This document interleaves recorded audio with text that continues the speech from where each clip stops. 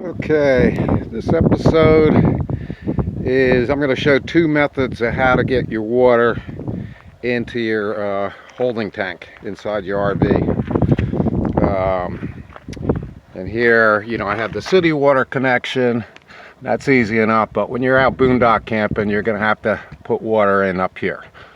Now I have a 25-gallon tank, and I transfer it from the 5-gallon jugs up there.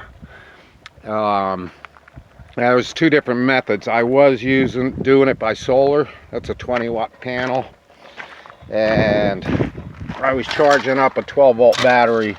I have a little charge controller on here. That's a 5-amp on the back, and then I was connecting to a rechargeable battery pack, 12-volt. You can go to any 12-volt source, but you want something over 5 amps, I would recommend to run your water pump. So over here, now what I'm doing, the other method is I'm using one of these boosters, battery boosters, which if you have a dead battery in your vehicle, it's always good to have one of these. And here's the two booster cables that you connect to your vehicle battery. I just put them on the handle here. So what we're going to be doing, we're going to be running a water pump off of this today. And what I did was I mounted a water pump to the back bumper. And that's a 300-gallon per hour pump, water pump. And it's 12-volt DC.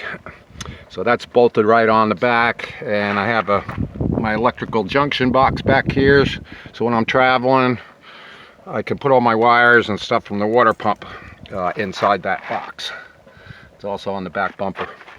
Okay, it's a simple thing. You're just going to be connecting your positive from the water pump and your negative, and you got this is the end for your water, and that just goes in your jug, and the output here from the water pump is coming straight in here. That's all I'm using.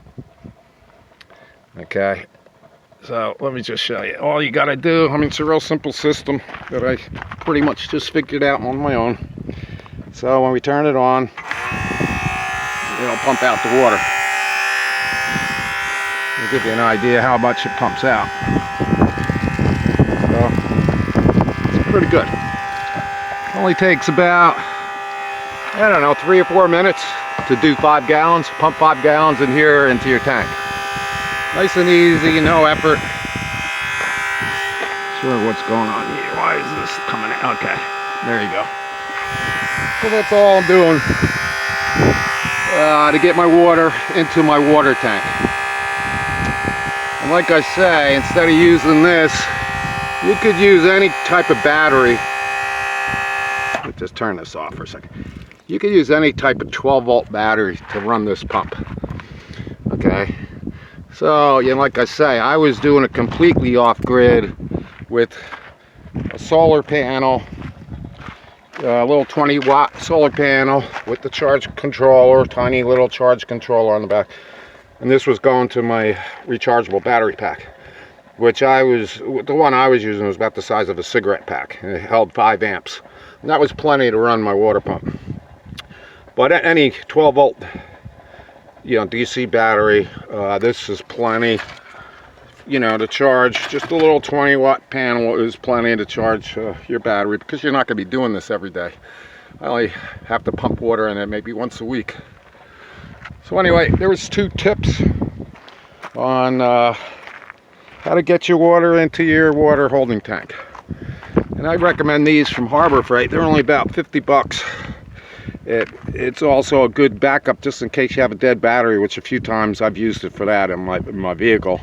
But because it has your rechargeable pack in there, the only drawback is you need a 120 volt AC to charge this battery pack after that gets down low.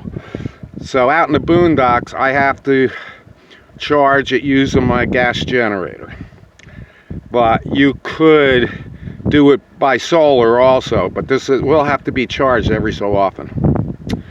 And that's the only drawback with that.